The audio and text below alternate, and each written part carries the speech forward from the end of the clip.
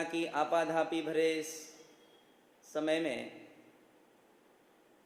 हम देखते हैं कि हर आदमी भौतिक पदार्थों के संग्रह की लालसा को रखकर चल रहा है।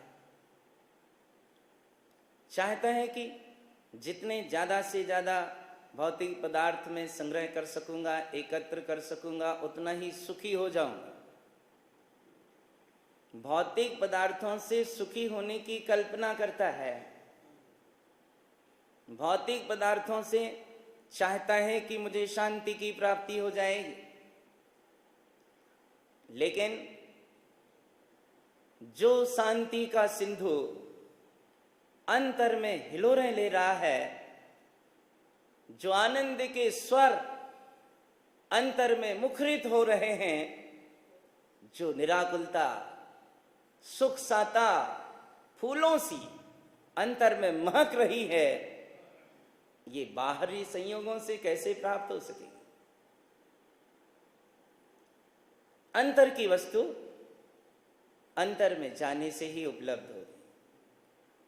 बाहरी भौतिक पदार्थों से ये सुख शांति निराकुलता आनंद प्राप्त नहीं हो सकेगा।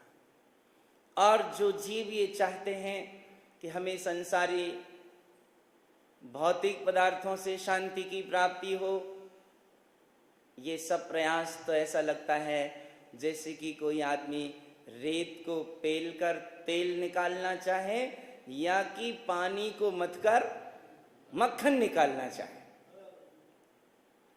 ज्यों रेत पेलो कोल्हुआ में तेल मिलता है नहीं,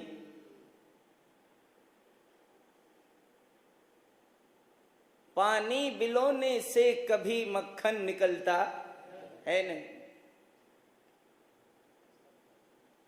रेत को पेलने से कभी तेल नहीं निकलेगा, पानी को मथने से कभी मक्खन नहीं निकलेगा। इसी तरह ये बाह्य जागतिक पदार्थों से, बाह्य भौतिक पदार्थों से जीव कभी शांति को प्राप्त नहीं कर पाएगा। कितनी ही भौतिक वस्तुओं को उपलब्ध कर लिया जाए, धन धरा का है, धरा पर ही धरा रह जाएगा। धन धरा का है, धरा पर ही धरा रह जाएगा। और मुट्ठी बांधे आया है तू कर पसारे जाएगा। तो जो संयोग ना साथ में आए, जो संयोग ना साथ में जाएंगे, उन संयोगों से सुख शांति की कल्पना करना बड़े आश्चर्य की बात है। वास्तविकता ऐसी है कि मोही सुन सुन आवे हांसी, पानी में मीन प्यासी। मछली पानी में रहती है पर पानी में रहते हुए भी प्यासी रहती है। एक बात बताऊं आपको, मछली जब तक सीधी पानी में तैरती है तब तक पानी नहीं पीती, प्यास नहीं मिटती उसकी। मछली उलटती है तब पानी पीती। मछली उलटती है पलटती है तब उसकी प्यास बुझती। इसी तरह हम सारे जीव भी जब तक माया मोह के तरफ सीधे सीधे गति करते रहेंगे, संसारी भौतिक पदार्थों की लालसा की ओर मन की एक कामना के साथ गति करते रहेंगे, तब तक ये सुख शांति की प्यास बुझ नहीं सकेगी। जैसे मछली पलट कर पानी पी लेती है, इसी तरह आचार्य कहते हैं कि हम भी अपनी दृष्टि को पलटा लें, अपने आत्म स्वभाव की तरफ कर लें, इसी समय शांति की प्यास बुझ जाएगी।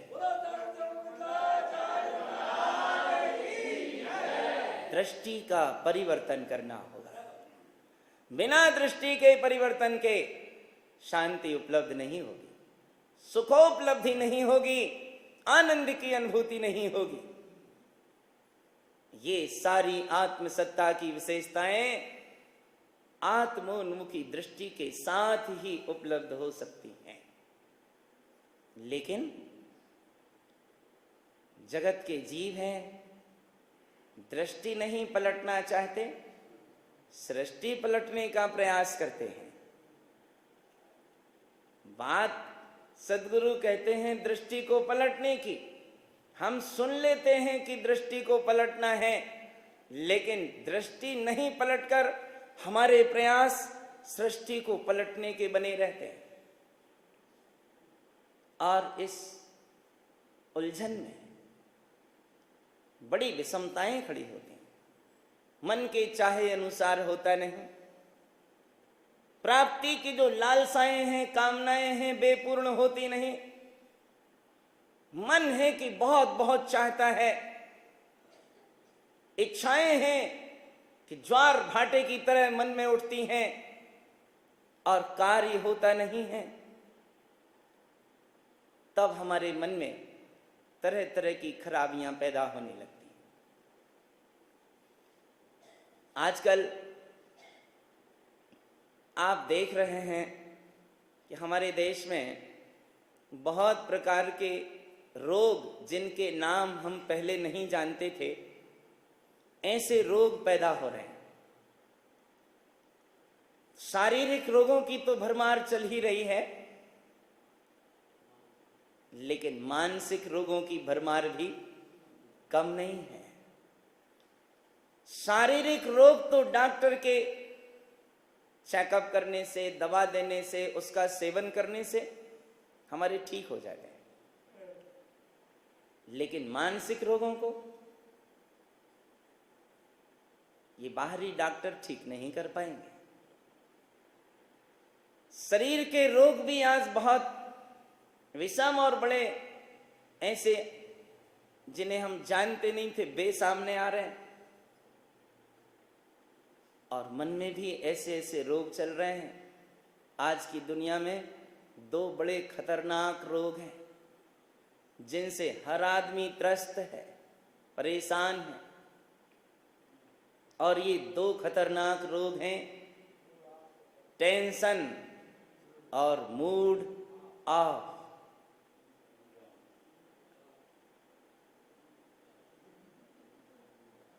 है ना? यहां भी हैं ये रोग, नहीं?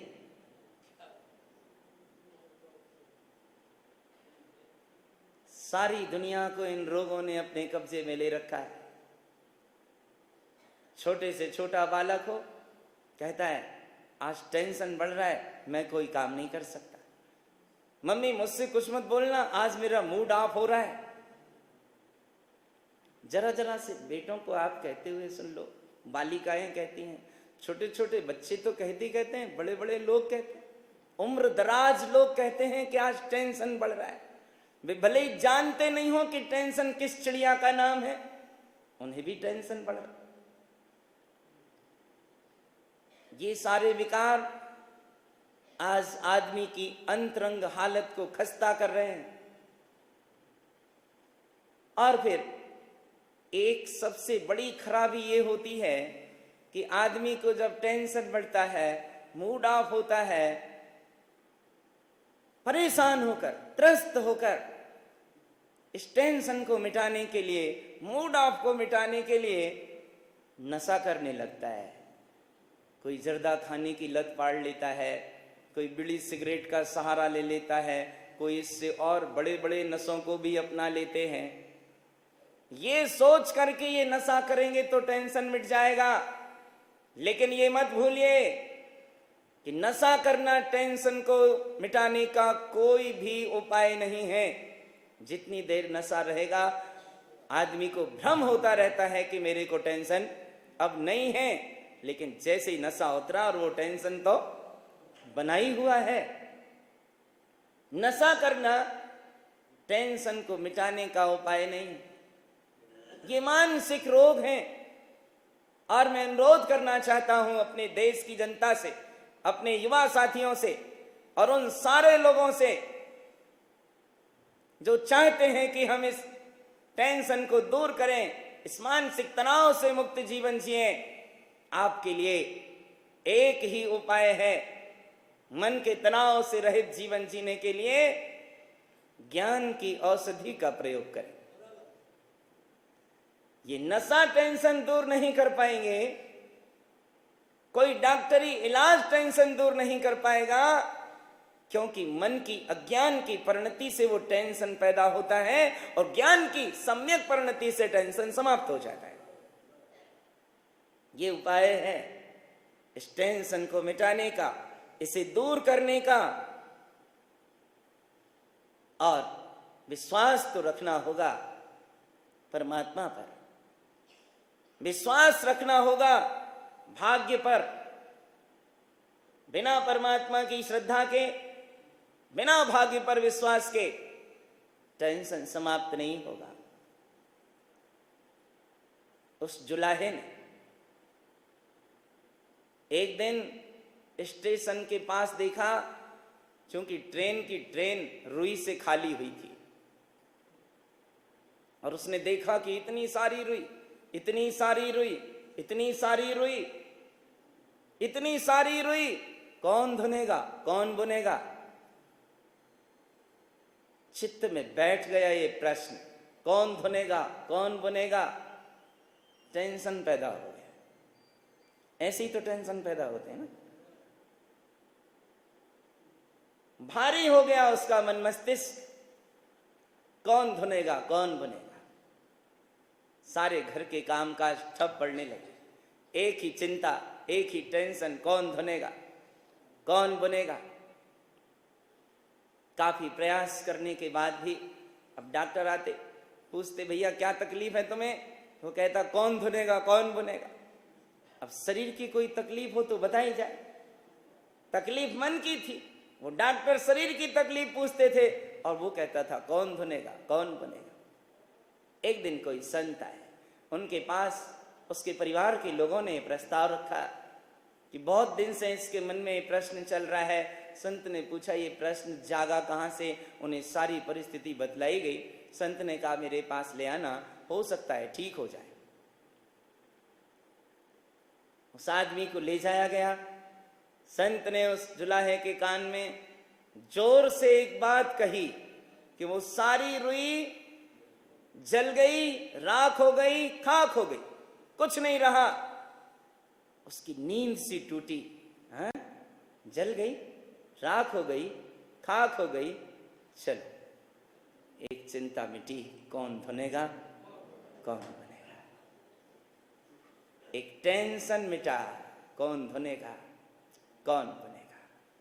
हमारे सबके मन में भी इसी तरह की चिंता चलते रहते हैं। अब हम ऐसा कैसे करेंगे तो ऐसा कैसे हो जाएगा, तब ऐसा कैसे होगा, ऐसा हो गया तो क्या करेंगे, ऐसा करेंगे।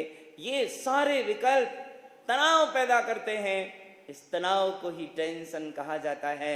और दूसरों की जिम्मेदारियों को, अनावश्यक बोझों को हम जितना ज्यादा ढोते रहेंगे, उतने ज्यादा ये सारे विकार मन में बढ़ते रहेंगे। इसलिए छोड़ दें कि भाग्यानुसार सब हो रहा है। भाग्य में जो था सो हुआ, भाग्य में है जो सो हो रहा है, और भाग्य में जो होगा सो होगा। मेरा काम परमात्म स्वरूप की आराधना करना है, मेरा काम आत्म स्वरूप का चिंतन मनन करना है। और जिस व्यक्ति के अंतरंग में परमात्मा का विश्वास होता है, भाग्य का जिसे भरोसा होता है, ऐसा व्यक्ति कभी टेंशन में नहीं रहता, चिंतित नहीं रहता, परेशान नहीं रहता, भयभीत नहीं रहता। आचार्य गुरुवर तारण तरण महाराज ने उस समय वे जानते थे कि 500 साल बाद ये सारी बीमारियां पैदा होंगी। उन्होंने उपाय उसी समय लिख दिया कि शल्यम त्रयम चित्त निरोध नेत्वम जिन उक्त वाणी हृदय चेत नेत्वम। ये टेंशन, ये शल्य के विचार हैं।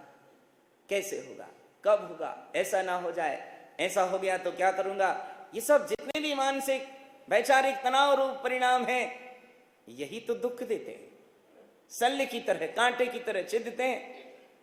आचार्य ने कहा परमात्मा की वाणी का अपने मन में चिंतन करना, परमात्मा की वाणी का अपने अंतरंग में विश्वास करना, परमात्मा पर श्रद्धा रखना, भाग्य का भरोसा करना, कर्म के उदय का चिंतन करना, और किसी भी परिस्थिति में धैर्य नहीं खोना। हर परिस्थिति में धैर्य से काम लेना, आत्मचिंतन करना, कर्म का विश्वास करके चलना, तो इन सारे विकारों से हमारा मन बहुत दूर रहेगा। और यही उपाय है इन सारे विकारों को मिटाने के लिए, क्योंकि गुरु के समान कोई वैद्य नहीं है और ज्ञान के समान कोई औषधि नहीं है। मन के विकार जब पैदा हो, तनाव हो कि मूड ऑफ हो, गुरु की शरण में जाना। गुरु तुम्हें वो औषधि देंगे, गुरु तुम्हें ज्ञान के औषधि से अवगत कराएंगे और वह ज्ञान मन के इन सारे विकारों से मुक्त करने में साधन बनेगा। और चिंता करने की बात नहीं, चिंता से किसी भी समस्या का समाधान नहीं होता, टेंशन करने से कभी किसी समस्या के समाधान नहीं हुए। जागरूकता, आत्मचिंतन, यही एक समाधान का उपाय है। इसलिए इस सूत्र को गांठ में बांध कर रखिएगा कि यहां हर शिखर का सोपान होता है, यहां हर रोग का निदान होता है। जीवन में किसी भी समस्या से घबराने की जरूरत नहीं है, ज्ञान से हर समस्या का समाधान होता है। ये ज्ञान है, ये सम्यक चिंतन है, ये सकारात्मक दृष्टि है, ये बोध है जो जीवन की हर समस्या को समाधान में परिवर्तित कर देता है। मनुष्य जीवन महान पुण्य के योग से प्राप्त हुआ है। इसे आनंद का बगिया, जैसे बगीचा पुष्पों से महकता रहता है, ऐसे अपने जीवन को आनंद की बगिया बनाएं। इसमें सुख शांति के पुष्प खिलें, निराकुलता की सुगंध फैले, आनंद के स्वर मुखरित हों और हमारा जीवन ऐसा सहज आनंद के साथ गुजरे कि हम वास्तव में जीवन जिए। ये सारा कार्य सम्यक श्रद्धान से, आत्मबोध से, सम्यक ज्ञान से संभव होगा। वर्तमान बाहरी परिस्थितियों से प्रभावित न होते हुए अपने जीवन का एक लक्ष्य तय करें, अपने जीवन को एक सम्यक दिशा प्रदान करें, जिससे इस जन्म की सार्थकता का मार्ग बन सके। ऐसे यथार्थ पथ पर चलते हुए हम इस जन्म को सफल और सार्थक बनाएं। यही श्री गुरु तारण तरण देव का हम समस्त भव्यात्माओं के लिए मंगलमय संदेश।